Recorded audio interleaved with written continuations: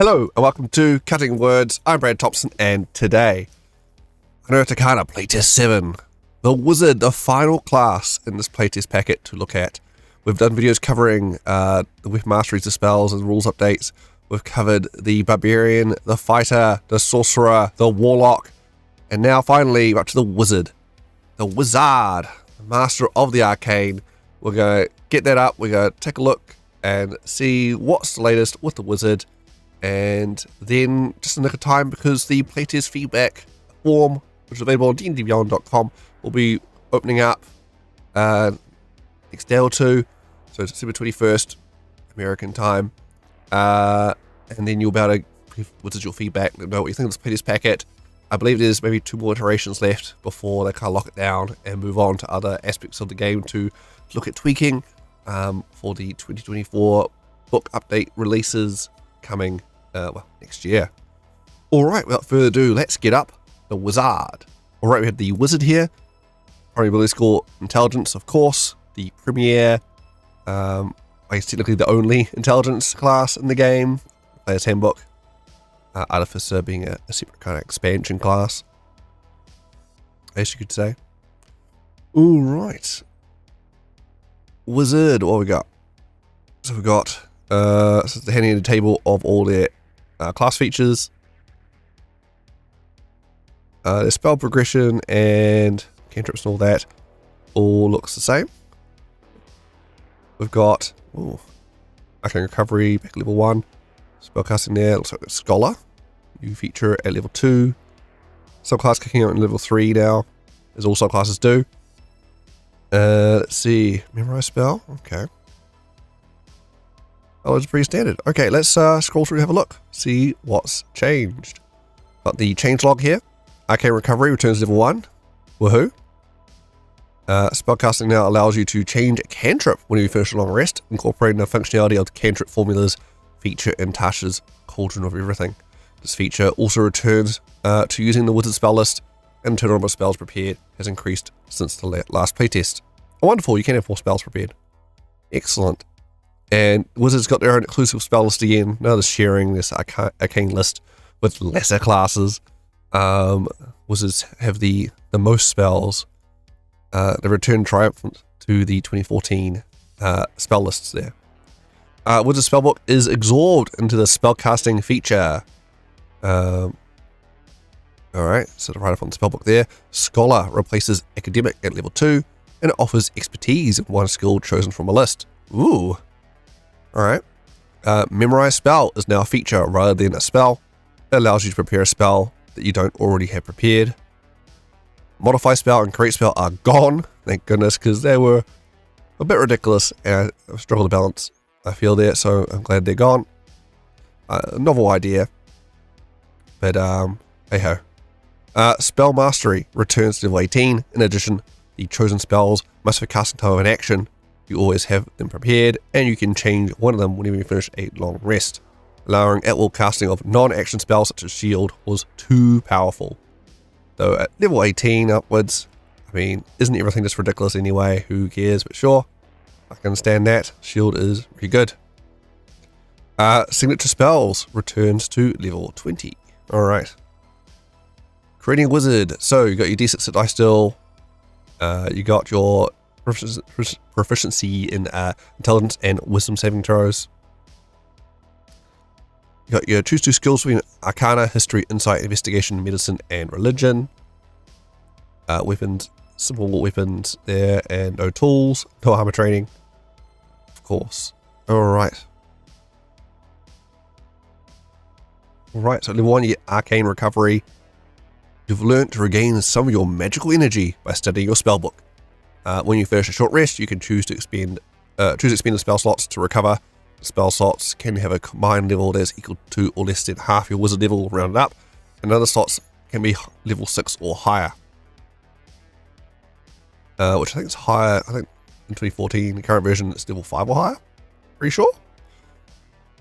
So a little boost level 6 there. For example, if you're a level 4 wizard, you can recover up to 2 levels with spell slots, regaining either a level 2 spell slot or 2 level 1 spell slots. Once you use this feature, you can't do so again until you finish a long rest. So just Little bump to help you through an adventuring day. Great little feature Wizards have already got. Nothing really new here beyond, I'm pretty sure that level increase there. Yeah, good to see. Alright, level 1 spellcasting. You get your spells. I mean, and should be nothing new here. You got your 3 cantrips. You got your Wizard spell list. I will mention here. As you playtest the version of the Wizard, please use the Wizard spell list 2014 Player's Handbook. You can use all the extra spells. Excellent. Got other books too. Got your creating your spell book. Nothing new there. Alright. You can still ritual cast a spell from your spell book that you have prepared.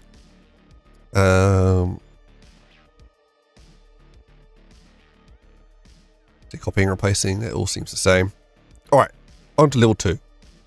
While studying magic, you also specialize in the academic field of study. Choose one of the following skills in which you have proficiency. Arcana, history, nature, or religion. You have expertise in the chosen skill. I guess Arcana then, probably, of those options. No investigation. It's a shame. Investigation I find is always a really good skill to have. High in, but Arcana, I guess it thematically makes the most sense for the Wizard. Alright, so this little skill boost there. So yeah, giving the full caster non-bard and expertise in a skill. I guess help the smart characters be smart. It's always a bit weird when it's like the Wizards being outclassed in some skills by like a rogue or whatever. It's like, what? You know, I read a lot of books. It's kind of my thing. Why am I not very smart at these things? So I guess that helps you there. Level 3, Wizard subclass. Spell subclass. On the menu today, we've got Abjurer, Diviner, Evoker, or Illusionist. So only 4 subclasses today. Across the board, all the classes only have 4 subclasses in the 2024 Player's Handbook. So I guess it'll be a future expansion when we get the Necromancy, Transmutation, Conjuration, and Enchantment schools for magic back. It's the updated versions of those. So hopefully we won't have to wait too long on those, because it'll be cool to get those. I'm interested to see what they do with the Necromancer to make that better. But yeah. But Abjurer, Diviner, Evoker, Illusionist, they're a pretty good selection there. So we'll look at those a little bit later. Alright, got level 4, your ability score improvement, or feat. Probably Warcaster. Alright. And you get their ability again at 8, 12, 16, 19. Level 5. As well as unlocking the level 3 spells, which is, you know, amazing. Always, level 5 is always a big level. For everyone really. But for spellcasters, level 3 spells, so good. In addition to that, you get Memorize Spell. Studying your spellbook for 1 minute, you can expend mental and magical effort to memorize a spell. Choose one spell level 1 or higher from your spellbook that you don't have prepared. You will have that spell prepared until you use this feature to prepare a different spell. So you got some latitude there, so you're not locked in. Like, oh no, I didn't prepare the right spell of my massive Rolodex of spells.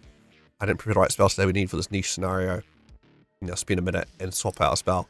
Which is quite nice. A bit more flexibility, increasing that Wizard's flexibility. So, very nice. I definitely had occasions where it's like, what do you mean you don't have the spell prepared today? Alright, I guess we have to wait, long rest and wait a whole day to get the right spell prepared. Prepare the right spell, please. Alright, so it's nice having a workaround for that. Alright, then, we jumped to level 18. Oh my goodness. Well, spell mastery. You have achieved such mastery over certain spells that you can cast them at will. Choose a level 1 and a level 2 spell that are in your spellbook and that have a cast time of an action. You always have those spells prepared and you can cast them at their lowest level without expending a spell slot. If you want to cast either spell at a high level, you must expend a spell slot as normal. When you finish a long rest, you can study your spellbook and exchange one of those spells for another eligible spell on the same level from that book. So, have to be an action, so you can't just, no Misty Step, no Shield, no Absorb Elements, no Silvery Barbs for you. I hate Silvery Barbs. So yeah, you use action spells, so a lot more limited now. Old Spell Mastery. Hey ho. Level 20, Signature Spells. You gain mastery over 2 powerful spells and cast them with little effort. choose 2 level 3 spells in your spellbook as your signature spells. You always have those spells prepared. You can cast each of them once at level 3 without spending a spell slot. When you do so, you can't do so again to finish a short or long rest. If you want to cast either a spell at a high level, you must spend a spell slot as normal. This does not have the action restriction as the previous version, the spell mastery there had. So you could pick up, I guess, counter spell, if you so choose. But level 20 signature spell section there. Of course, counter spell has been updated. We covered it in the spell video. Check it out on my YouTube channel. All right. Wizard subclasses, subclass time, Abjurer, Master of Defense. See, Abjuration Savant now adds your 1 Abjuration spell to your spellbook whenever you gain access to a new level of spell slots in this class. This benefit replaces the rarely used discount. Tell me about it. Arcane Ward now requires you to spend a spell slot to create it and allows you to expend a spell slot without casting a spell to restore it. Okay. Spellbreaker replaces improved Abjuration. Okay, let's take a look at this. So, Abjuration Savant. Choose 2 Abjuration spells from the Wizard spell list, each of which must be no higher than level 2, and add them to your spellbook for free. Yay, free stuff. In addition, whenever you gain access to a new level of spell slots in this class, you can add 1 Abjuration spell from the Wizard spell list to your spellbook for free. Yay, so you get free spells. Add to your spellbook on the school you actually want, because before it's like you get a cash discount and for writing these school spells in your spellbook, which weirdly encouraged you not to pick the spells that you want to specialize in, that you got free when you level up. You want to pick different ones and then find and write in your book with this using that discount. The ones you actually wanted that do with your flavor, which is a very roundabout way of doing it. Very weird. So it's a very nice tidy up there. Level 3, Arcane Ward.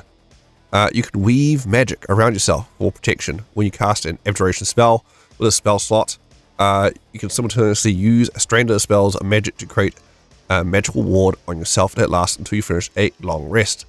Well, this has broke a bunch of combos. I know some people had weird builds out there with the Abjuration Wizard where with like is it Invocation? You can get Warlock Invocation where you can cast, I think it's Mage Armor. Maybe other ones too, where you can basically spam cast some Abjuration spells at will and just load up your Arcane Ward, or you can use Ritual Cast. Guys, just give me 30 minutes just to back-to-back cast the Alarm spell a bunch of times or whatever to reload your ward. So you have to cast using your spell slot to get that triggered. You actually didn't spend the spell slot. That's unfortunate. So the ward has a hit point maximum equal to twice your wizard level plus your intelligence modifier. Whenever you take damage, the ward takes damage instead. If damage reduces the ward to 0 hit points, you take any remaining damage. Or the ward has 0 hit points, it can't absorb damage, but its magic remains. Whenever you cast an Abjuration spell with a spell slot, the ward regains number of hit points equal to twice that level of the spell slot. Alternatively, as bonus action, you can expend a spell slot, and the ward regains number of hit points equal to twice the level of the spell slot expended. Once you create the ward, you can't create it again until you finish a long rest. What? Says Arcane Ward has taken a bit of a hit. You can't just spend a bit of time reloading the ward. You actually have to invest resources, your spell slots, to get it back up online. That's a shame.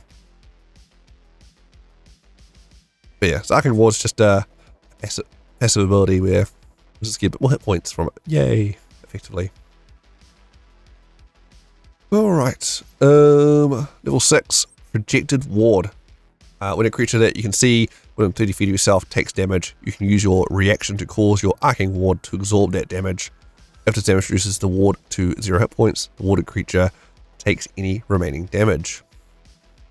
So level 6 there is project your ward out to absorb the hit for your mate. Level 10, Spellbreaker.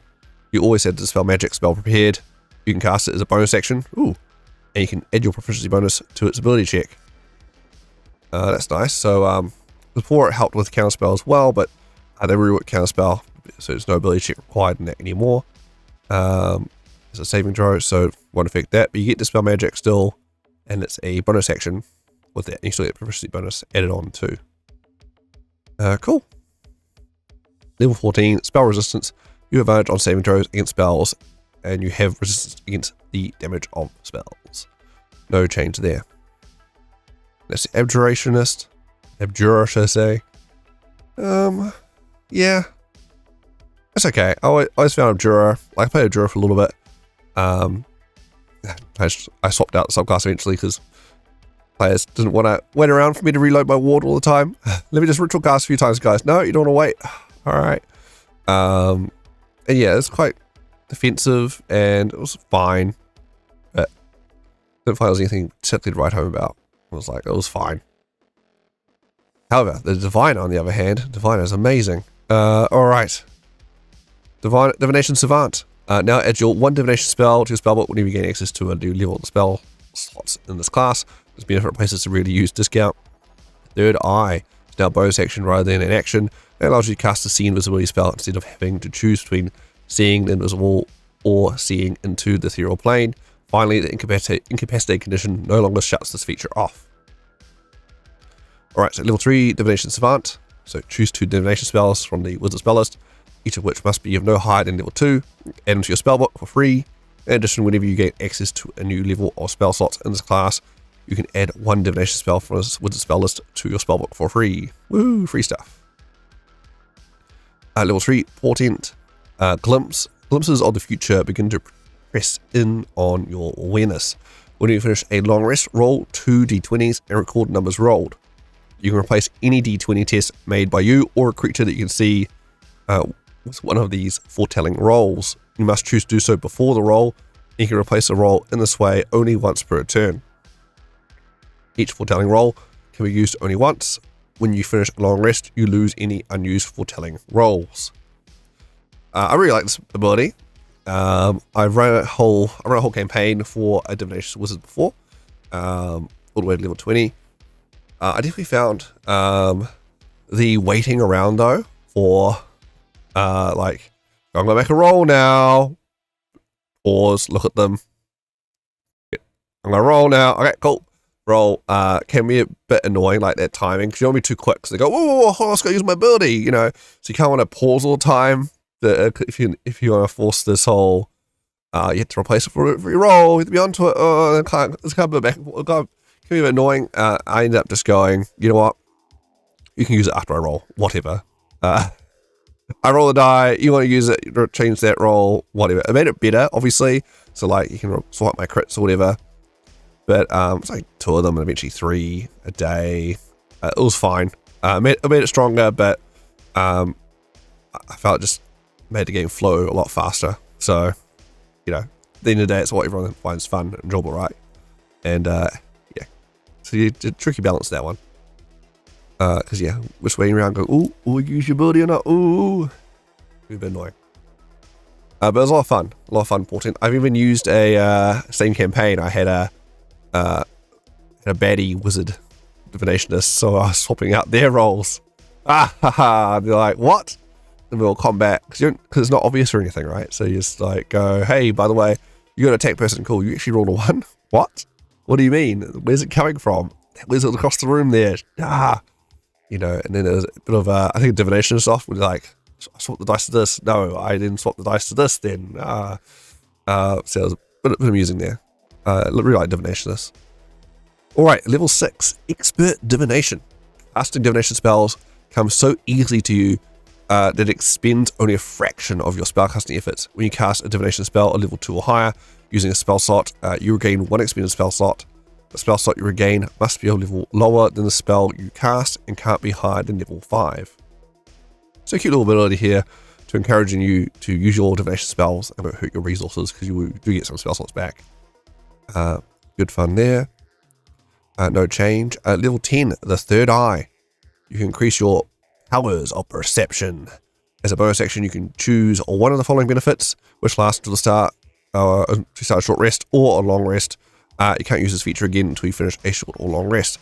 Dark Vision. You gain Dark Vision out to a range of 120 feet. Greater Comprehension. You can read any language. See Invisibility. You can cast See Invisibility without expending a spell slot. Cool.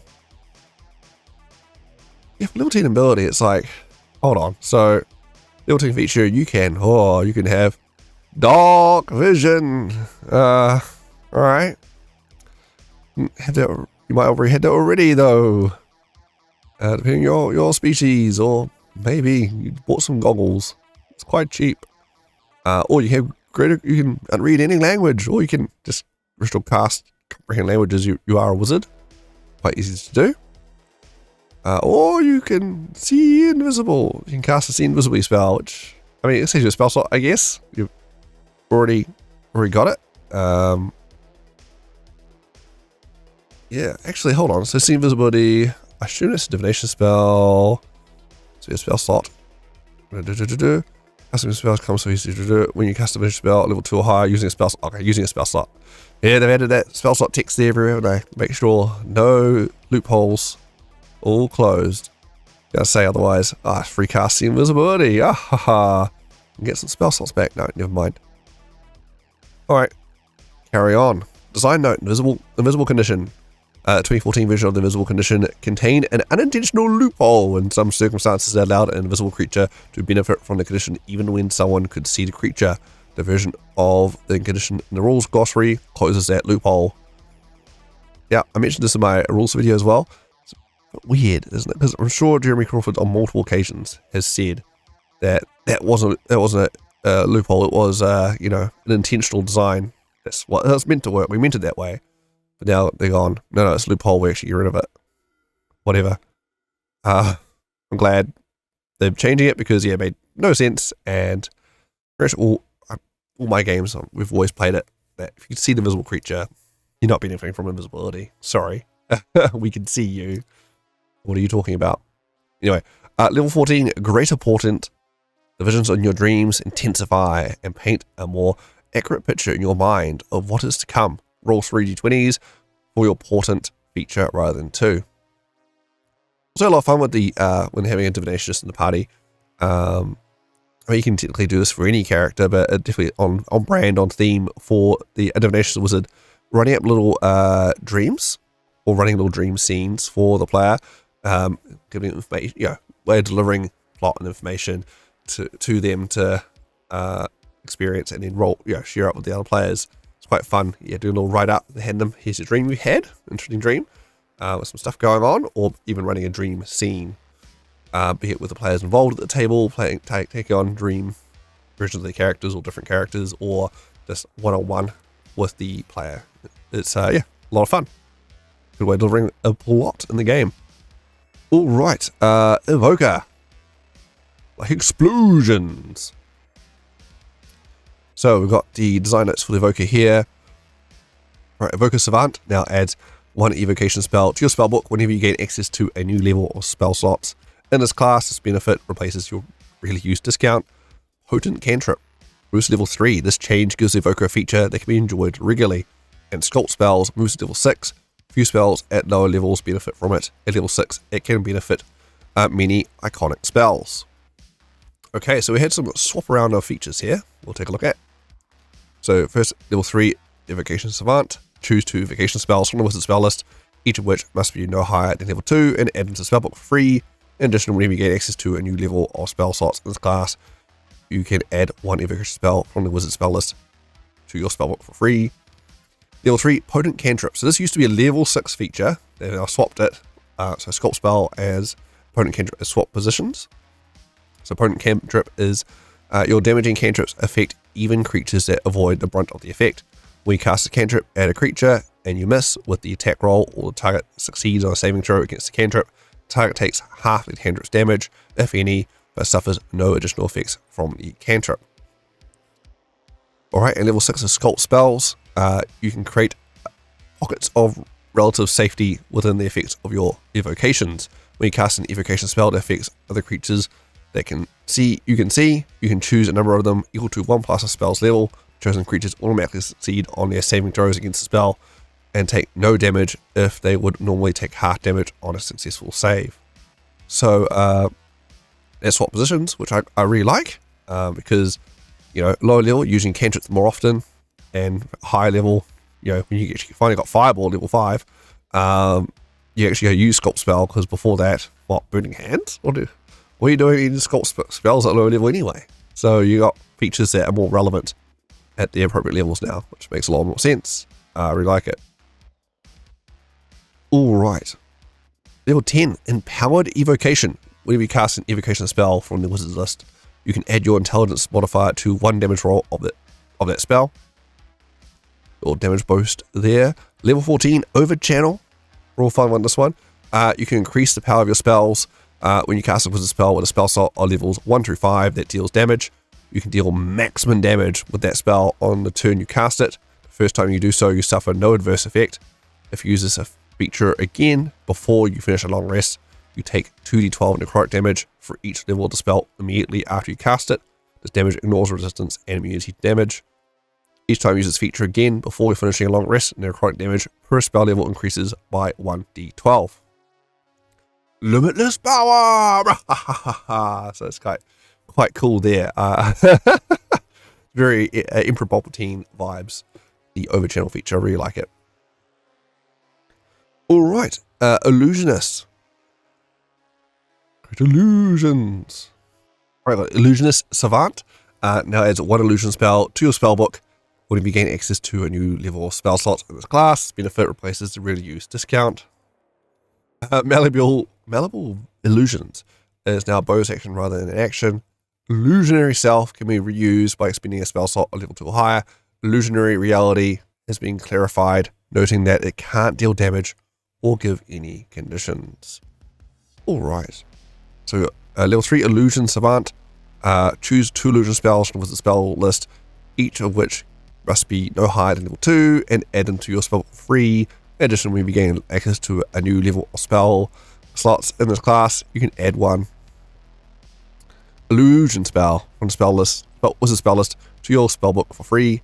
Level 3 Improved Minor Illusion. You know the Minor Illusion cantrip. If you already know this cantrip, you learn a different wizard cantrip of your choice. The cantrip doesn't count against your number of cantrips known. When you cast Minor Illusion, you can create both a sound and an image with a single casting of it. Oh, limitless power. Behold my Minor Illusion cantrip. Level 6, Malleable Illusions. After you cast an illusion spell that has a duration of 1 minute or longer, you can use a bonus action to change the nature of the illusion using the spell's normal parameters of the illusion, provided you can see it. So you can edit a spell, change your mind on something without having to recast it. Level 10, Illusionary Self. You can create an illusionary duplicate of yourself in response to danger. When a creature makes an attack roll against you, you can use your reaction to interpose the illusionary duplicate between the attacker and yourself. The attack automatically misses you, and then the illusion dissipates. Once you use this feature, you can't use it again until you finish a short or long rest. You can also restore your use of it by expending a spell slot at level 2 or higher, no action required. Probably worth doing. It's not bad, just we go, holy crap, and just get our dodge. Yeah, that's not a bad feature here, Illusionary Self. And nice to be able to recharge it now by level 2 spell slot. Yeah, worth doing. Level 14, Illusionary Reality. You've learned the secret of weaving shadow magic into your illusions to give them semi-reality. When you cast an illusion spell with a spell slot, you can choose one inanimate non-magical object as part of the illusion and make that object real. You can do this on your turn as a bonus action while the spell is ongoing. The object remains real for 1 minute. For example, you can create an illusion of a bridge over a chasm and then make it real long enough for your allies to cross. The object can't deal damage or give any conditions. Really cool feature, level 14 Illusory Reality feature. A lot of shenanigans can be had here, making your part of the bridge real, their bridge not. They full plummet through the illusion. Can be a very create a lot of headaches though as a DM. Hold on, what exactly can it do again? So it's important to remember, and I'm glad they add this bit to reiterate, make it super clear. Look, what you make real is just you can make a object card temporary real in here. Object, not a creature. It can't deal any damage. It can't give any additions. It can't do anything. Just, you know, you walk across it or something. That's it. Like, hold on. You can't do crazy amount of stuff here. Because I definitely seen a bit of that going on. Had Illusionist Wizard in the Yes and Charity stream game I ran for. And yeah, this ability definitely caused some headaches and some well, research should be had ahead of time to go, hold on, what's this do again? What? Yeah. Poor me. Dealing with that in a one shot. A lot of extra work the Illusion and Wizard caused. That's alright. All good fun and for charity. Hey ho, you can check out those games on the SN charity stream. YouTube channel. Alright. Anyway, that... Oh my gosh, is that it? That is the end of the Wizard spells. Well, not spells. Wizard section. That's the spells there. Already covered the spells in another video. Oh my god. We did it. We've absolutely done it. That's it. The whole playtest packet, playtest 7, is covered. Yeah, the Wizard, I think Wizard's looking in a good state. They've tidied up quite a few things. Definitely the advanced stuff. I'm glad they've tidied that up. Wasn't glad about having to read it out many times because all basically the same, but for each subclass. But hey, there you go. Wow. Just like Wizard, I played one Wizard myself, and it was a War Mage. Played it in Descent to Avernus, where I found, man, we just fighting against fiends all the time. It's bad timing at Wizard. But everything's got advantage on spell saves, everything's immune to fire, so my fireball doesn't do anything. Oh my goodness. End up being a summoner to summon more competent people to come fight for me while I chill back here. Using the Tasha's summon spells. But yeah, cool. Excellent. There we go. The Wizard. Wonderful. So there we have it. That's the playtest packet completely covered. We covered all 5 classes and all the rules and spells and with mastery changes across these 6 videos, which you can all check out on my YouTube channel now. We got through them all, despite I did get COVID during these videos. I don't know if you noticed. I struggled through a few of them, but I feel a lot better now. So sorry about that. But hey, there you go. Go get the videos out. The content cannot stop. If you like this video though, please consider giving that thumbs up, give us a little like, likey loo, help other people find the channel and the videos, as well as subscribe if you haven't already, help the channel grow. We're getting a lot of growth lately, which is great to see, and I'm really hoping to get to the legendary, the mythical 1,000 subscriber number by the end of this year. Reach those algorithm goals for the channel. Be amazing. So thank you so much if you haven't subscribed. Yeah, really appreciate it. Thank you. All right. Until next time, I'm Brad Thompson. This has been Cutting Words. Happy gaming and see ya.